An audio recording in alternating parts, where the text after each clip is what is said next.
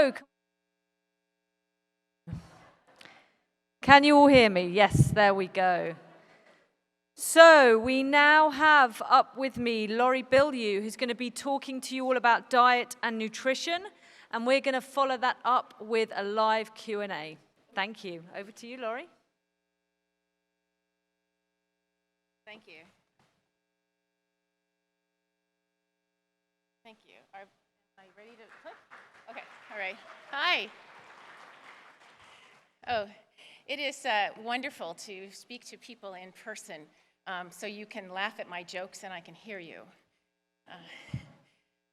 Laurie Bilyeu, I'm a registered dietitian. I practice in Massachusetts, in Western Mass mostly.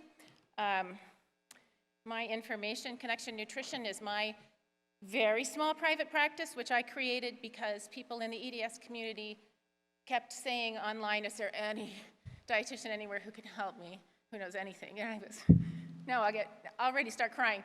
So I had to create, I suck as a business person, but I have a business. Daytime, my day job, my full-time job, I work at Summit Elder Care, which is a program of all-inclusive care for the elderly. It's a Fallon Health program. And I actually mention it because the PACE model of care is amazing for the elderly. It's a model of care I crave for the EDS community. So when I'm not supposed to be talking about nutrition later, hit me up. I'll tell you. I figure if I keep talking about it, somebody will do it. I am an EDS Project ECHO alum, and I'm a member of the EDS Consortium Diet and Nutrition Working Group. We're very happy to be represented here. Today I'm trying to represent the group, but all the mistakes are mine, of course. I don't have any personal or commercial interest to claim. Oh boy, it's all about being in the right position, right? So here's a description of the Diet and Nutrition Working Group. We gather to work on best clinical strategies for the comorbidities out of nutritional approaches. We strive to improve patient outcomes for symptom management in the comorbidities. We want to widen the dialogue of education amongst medical and allied health colleagues so that our colleagues know we're here, we're on the team, we can help with this. And we really, really want to ensure safe and appropriate education for the patient population. We know how hard it is. If you were in here this afternoon, at the end of the workshop, she had a video about what am I supposed to eat? It was so perfect. It's so hard to know what to eat. So anyway, so welcome to Arizona, where it's 100 degrees or something. But it's 96 at home in Massachusetts and humid, and it was 100 degrees in Seattle last week, and I think in London too, right? So whatever. It's a dry heat.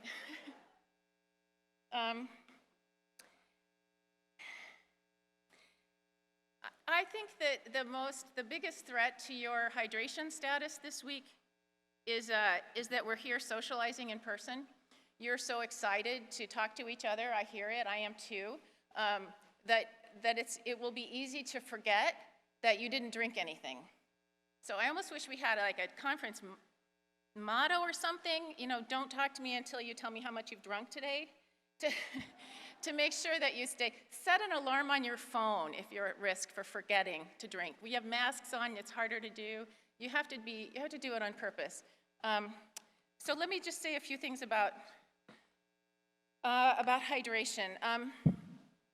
We find when I say we, I'm talking about our dietitian group, that for a lot of people, your hydration works better if first thing in the morning you have a good bolus of water. Bolus means a bunch of it instead of just sipping 8 or 12 ounces with electrolytes, if you use electrolytes, if that's safe for you. Everything I say, every sentence I say, in your head at the end put, if tolerated. Because you're all individuals, nothing's going to apply to everyone, if tolerated, right? Okay. Remember that in the desert heat, perspiration evaporates very quickly. You might not even realize you're losing water, so drink. Warning that moving between the heat, the real heat, and air conditioning, some people you might trigger mast cell and POTS. Be careful, just be aware. This is an electrolyte recipe, just in case you run out or something. In 2 liters of water, a teaspoon of salt, some flavor, and some sweetener. This is actually Fraser Burling's recipe. Sorry, Fraser, I didn't credit you. If you use orange juice, you get a little potassium. We can talk.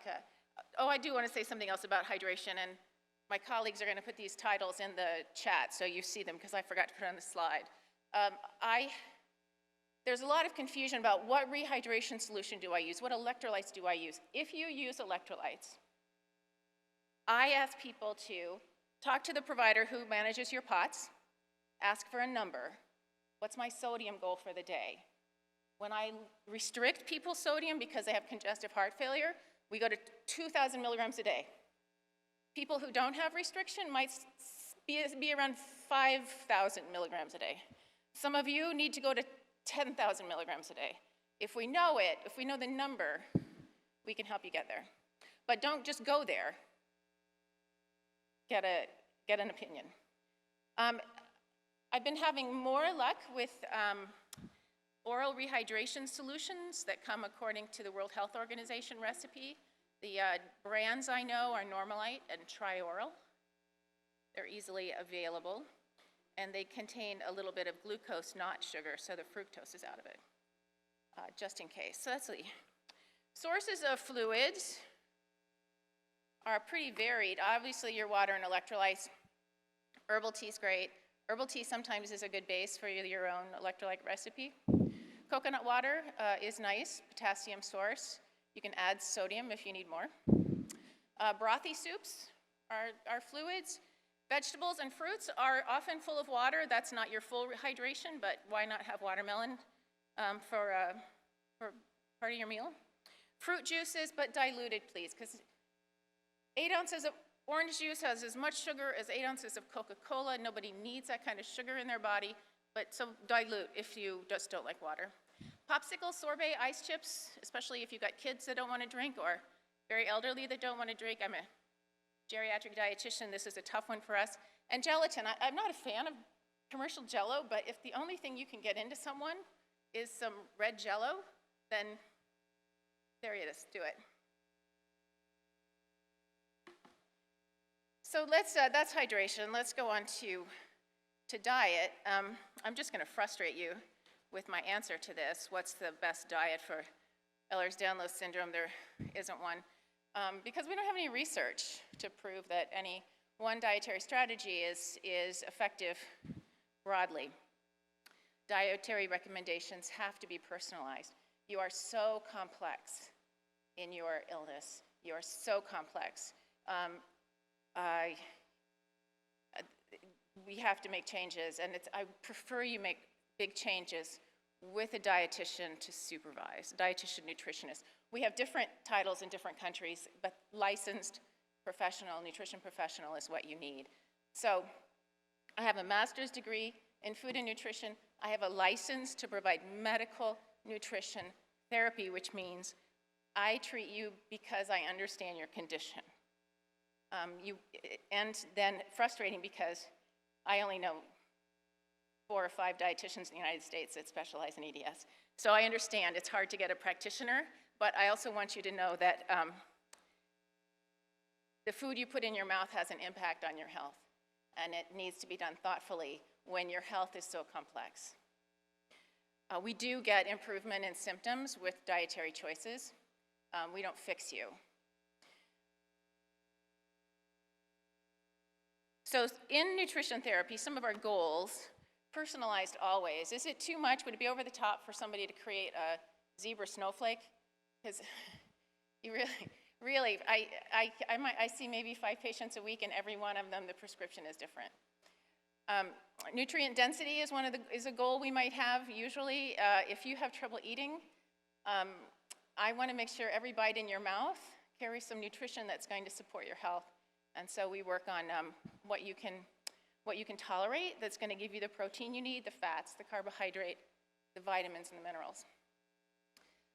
Goals to alleviate symptoms, especially GI symptoms, but often we can help with migraines, sometimes with pain, fatigue sometimes. If we could solve the fatigue and brain fog, we'd all wish, weight management, but only because, you know, we don't care what your BMI is unless it's affecting you negatively. So more often I get people who are, I'm losing weight, hand over fist, help me stop losing weight.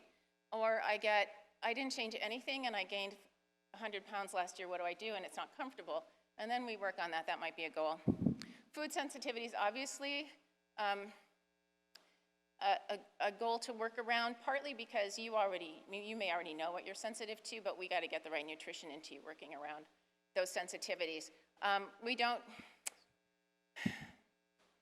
We don't have tests that we depend on. That would be a good study to find anyway. It would be wonderful to be able to take a blood test and know what you're sensitive to. But with things like POTS and mast cell activation syndrome, you might find it's different every day, what you can eat and what you can't. If you know gluten affects you every time, then out it goes. If dairy affects you every time, out it goes. But if it doesn't affect you, I don't want you to exclude it. A lot of times it's temporary interventions that we have to help you get nutrition into you until you can fix something. So someone calls and says, I can't eat, I'm losing weight, and I can't get into gastroenterology for 6 months. And then we work on temporary solutions to get nutrition in so that you make it until you get the testing that you need. And we're also very much concerned about pleasure, your quality of life. We hate for nutrition interventions and restrictions to feel like a burden, to feel like you have deprivation in your life. We want you to enjoy. But then I'm also the dietitian that at Christmas parties get a piece of chocolate cake and walk around talking to people so they know it's okay to eat, to eat the chocolate. So, you know, by replacing your morning coffee with green tea, you can lose up to 87% of what little joy you still have left in your life. My apologies to people who actually like green tea. Replace those words with whatever it is. But we want you to retain the joy in your life, so we don't want to make restrictions unnecessarily. So how do you eat? This is very high level. We'll have some questions, but oh gosh, I'm already running out of time. Okay, so we want you to eat real food, best quality and variety we can. You have so many, there's so many barriers around that. Can you stand up and cook? Do you have the money? So the best quality and variety you can manage. The colorful fruits and vegetables, because they'll be more nutrient dense. Unprocessed grains and legumes, if you tolerate them at all. High quality protein source at every meal. I'm not a fan of a vegetarian diet for y'all. I'll support you if that's what you want to do, but it has to be a really well-formulated vegetarian diet to hit the marks. So meat, fish, dairy, tofu are my favorites. Avoid unnecessary restrictions. I don't know. So, you know, we don't recommend a low histamine diet unless it really, really works. A low FODMAP diet, low in, fermentable oligosaccharides, disaccharides, monosaccharides, and polyols. That's a title only a dietitian can love. Should not be done, these should not be done long term. They should be done with supervision, and after a certain amount of time, you add the food back in to find out if your gut has healed or if you can actually tolerate some of the foods. We don't usually see people need to stay on, avoid every food on the low histamine diets, or maybe they don't help at all to try. So we like to see, also, you know, I see a lot of patients who are women over 50 who have just gotten a diagnosis and they've been trying for 30 or 40 years to solve their problems with every dietary intervention possible, and I'll say to them, so why do you restrict pork? I don't remember somebody told me it was bad once. Why? You're not eating any eggs, why don't you eat it? I'm sorry? I couldn't hear. Okay, but anyway, if you're restricting food because of long ago advice, it may not be appropriate now, and so we like to avoid those. Mindfulness, we all talk about to be mindful and breathe before you eat. Sometimes, you know, even that equivalent of if you're a person who says grace before a meal, that I think the purpose of grace is to calm down and be grateful, and that calms the nervous system. Maybe the eating is better. Chewing, Sometimes liquid meals are appropriate, but digestion begins in the mouth, and if you chew till it's liquid, we get better digestion. And also be mindful of how your body responds. There's no one more expert than you about how the food that you eat affects who you are and how you feel. And if that means keeping a log or recording in an app or however you pay attention, do that so we really see how you are. So that's my very high level nutrition talk, and there's a lot of questions, and I think, Laura, are you coming to feed me questions? Okay. Thank you. Okay, I'm going to come up there in case people need to read. Let's give Laurie a clap. Thank you.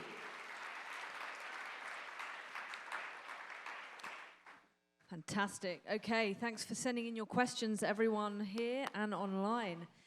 So, Laurie, what's the best type of food regimen that you recommend? So, food type, fasting, etc., for increasing energy and building strength in someone with HEDS who struggles to lose weight and exercise? Yeah.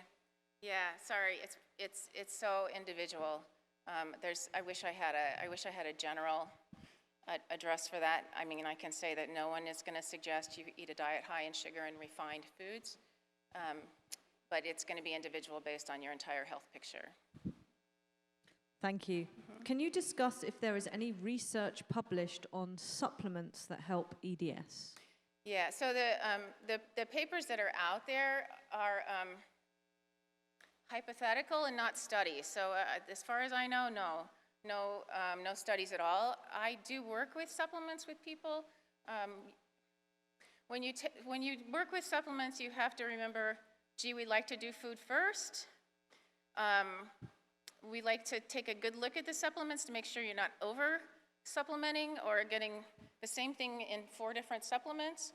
And so I usually like to reduce them, but we don't have good research. Let's get some. Thank you. You've discussed about how everyone is individual, but is there broadly a preferred diet that you could recommend people start trying? For example, low carb, Mediterranean, keto, paleo. Yeah, especially that helps with POTS. People. Yeah, you're gonna push me, aren't you? and the answer's still gonna be no. But I want you to have practical consideration. So fasting, I'd be very nervous about any kind of fasting regimen without really good clinical supervision. Changing your eating window, intermittent fasting really is about changing your eating window so you don't eat for 20 hours of the day. That might work for the population generally. I can't, no, I really can't. Real whole food. Listen, I tried, everyone. Real whole food is the direction to go, and then so much depends on your symptoms. Thank you. Okay, sorry. Yeah. Is there a connection between gut dysbiosis, leaky gut, and HEDS? Yeah. So dysbiosis is, there's 2 different things, really. Dysbiosis is the microbiome not balanced properly in the large intestine. Leaky gut is the informal thing we call intestinal permeability, where microscopic particles leak through the lining of the intestines where they shouldn't. And again, we certainly see both in EDS. We don't know if there's a specific connection. I mean, what's in the lining of the gut? Collagen, so there you go. But there's another study. Thank you. Is it common for food sensitivities to change over time? Yeah, absolutely. There are some things that will always affect you. If you have that peanut allergy, you pretty much have that peanut allergy. If you have celiac disease, you've got celiac disease. But otherwise, yeah, absolutely. It's very frustrating because, especially with mast cell and POTS issues, it could change from day to day. And so that's why it can be really important to treat those conditions properly so that your body is working the best that it can. And then it's important to reintroduce foods very carefully so that you can find out if they're still bothering you. So if mushrooms triggered migraines for you 20 years ago and you haven't had a mushroom since, it might be worth it to try to see if it still does, if you want mushrooms in your life. But you want to do it really carefully in a place where you can handle the response if you have one. Thank you. What type of protein supplements do you recommend? If you need a protein supplement, because maybe we need to use liquid meals for you just now, I just want one that's really clean. I don't have a problem with whey protein if you tolerate it. There's some pea proteins that are maybe more tolerated by sensitive people, but I want a brand that's not got a lot of extra junk in it, that's maybe organic. There's quite a few out there, yeah. Thank you. Someone is asking, why does my body need more sodium and potassium than normal people? Yeah. Remember, there's no such thing as normal, everyone. I was just going to, that's first conversation. Can we get some other language besides normal people? So sodium and potassium, along with magnesium and calcium, are electrolytes that when they're in balance in the blood serum, they're helping the nervous system, the brain, the heart. If they're out of balance, then the body's a little wacko. So the potassium, we do have to supplement a little potassium sometime, but cautionary, you don't want to over-supplement potassium. It is one that if you get too much, your heart will not work right or stop. So usually potassium supplements are 99 milligrams. That's fine.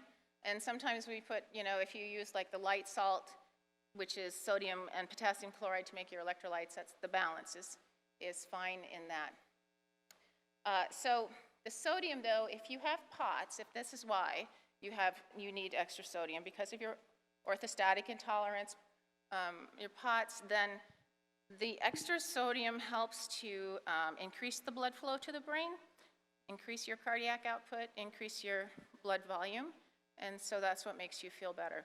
I would also say that the sodium restrictions in the general public, I think are overdone. I only prescribe a low sodium diet to people with active congestive heart failure that are retaining fluid because it makes them more comfortable. Even people with high blood pressure, we know only maybe 20% of the population is salt sensitive in blood pressure. So anyway, the restrictions in the general public are overblown, I think. When you switch your diet, if you're switching something from a more processed, drive-through fast food kind of diet to a whole food diet, you'll be getting less sodium because the packaged foods are higher in sodium, and then a lot of people need to add it anyway. But in POTS, it's to get your blood volume up and get your blood into your brain where you can think a little better. Thank you. Is it true you cannot build muscle on a low-carb diet? That is not true. You can absolutely build muscle on a low-carb diet. Thank you. Can stomach issues go away? My GI problems ebb and flow. Is this normal? Yeah. Can your stomach problems go away? I hope so. We get improvement. You need to see gastroenterology that understands EDS, and I hope they improve. But I don't know what's happening in that gut, so I can't tell you. Okay, I've got a couple of questions on keto that I'm going to blend together. Okay. So first half is, what are the benefits of keto to mast cells and collagen? And many people with EDS also have lipedema. Keto is recommended for that. Is there any specific areas that we need to be careful with a keto diet? Mm-hmm. Yeah, so I'm actually a dietitian in favor of a ketogenic diet in the right people.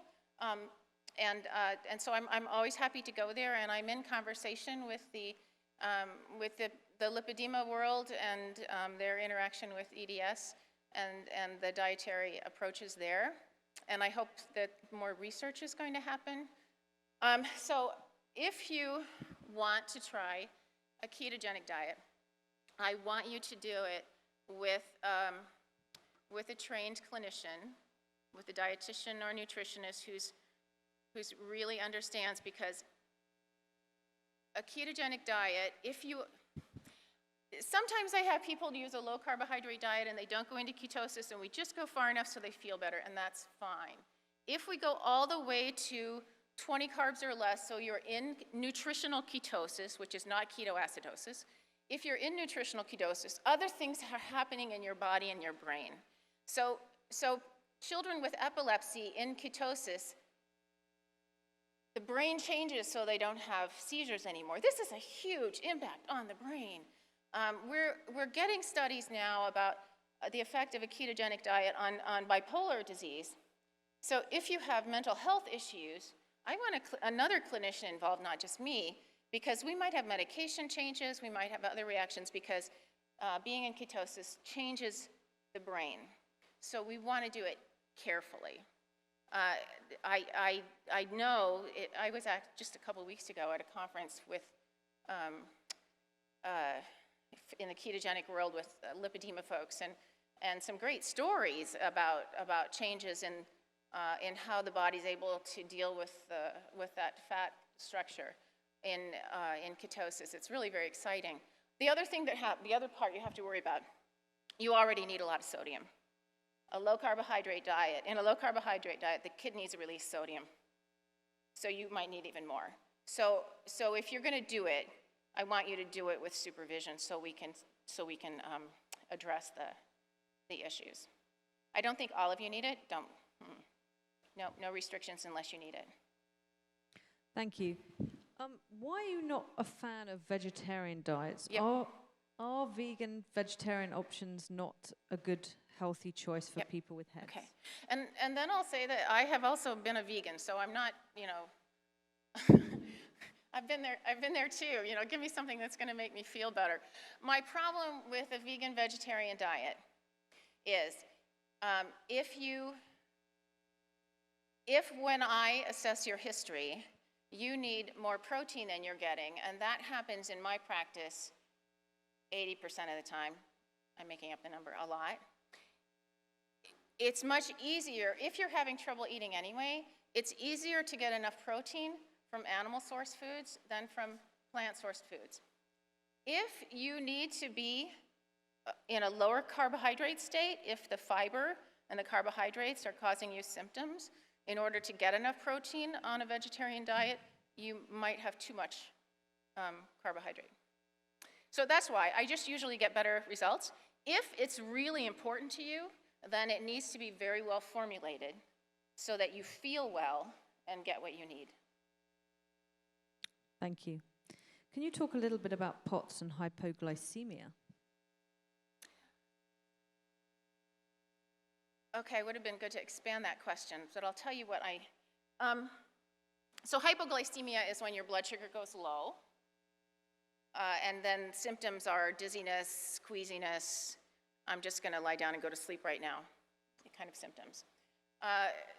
We just have an interesting study that we were so excited about in hypertension that came out in March, because one of the symptoms that some of y'all have is you eat a meal, and by the end of the meal, you need to lie down and go to sleep. Anybody? Does that sound familiar? Yeah. And it really confused me, because I heard it from so many people, including my own son. And my 29-year-old son has classical EDS and every single comorbidity. So what I found in him that symptom resolved when he actually does eat a ketogenic diet for a lot of reasons. And that symptom went away. And in other clinical experiences, and anecdotes are not research, right? But anecdotes, when people have a diet, a meal that's at least low glycemic, if not low carb, that symptom improves.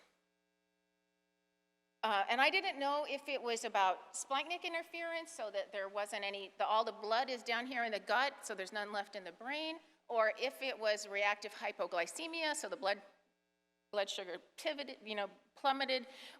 So we have a new study that found a mechanism, the glucose-dependent insulinotropic polypeptide, GIP, which just means the body is producing way more insulin which in response to carbohydrates, in response to glucose, and causing those symptoms. It was really wonderful to see a study that confirmed what many of us have seen in clinical practice.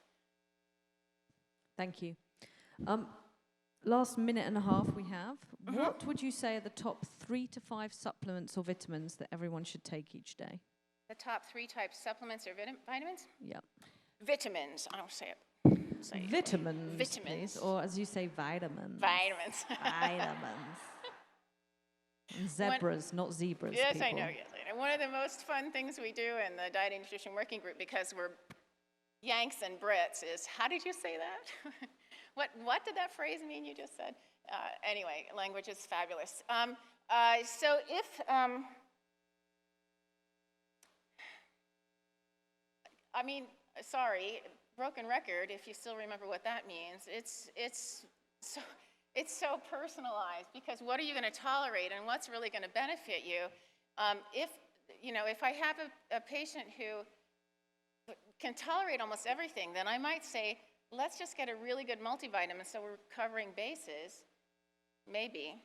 I know some people feel better with magnesium, and I'd like to see some studies with that as well. Heidi Collins might touch on it when she talks later this week. But then it's individual. When I look at your diet history, I'm going to say, you're not getting enough of this. Can we fix your diet, or do we need to supplement it? If you have lab values that inform us, please, every year when you get blood work, ask for a vitamin D level, ask for a vitamin B12 level. If you're low, we can supplement. The other lab values for nutrients aren't that great, and my time's up. But thank you. Lastly, Laurie, people are just asking for you to confirm your contact information, please. Sure. So my website is connectionnutrition.org with all of the N's. I'm on Twitter, Laurie Bilyeu RD. You can follow me, but I don't post anything. You'll find everything on my website. And I'm here all week, and I'm really happy to sit around and chat about nutrition individually or in groups if you like. Feel free to approach me. Thank you so much to Laurie, everyone. Thank you. Thank you. So it's always fun when I go out to restaurants in the US and I ask for a glass of water. They're like, what? It's like, oh, a glass of water. I'm trying. We were all related once. Exactly, right? Anyway, we've reached the end of the official part of today. Thank you all. It's just so, I'm going to step forward, although I'm not allowed, am I, because of the line. It's just so hard to see you all, but it's really good to kind of see you, the outlines of you all here. I've been speaking to the shell of a warehouse for 2 years into a camera, so it's really lovely to see your faces. There's some meetups going on. The one by the pool sounded good. I don't know where that was. There you go. That sounds fun. There's the young adults meetup in here. And if there's informal meetups that are happening, then check Hoover, because they are also great. So have fun. And I'm going to be talking to you all about all the updates, really exciting updates from the Society at 8:45 in the morning. So have a good night's sleep, and I'll see you then. Thank you.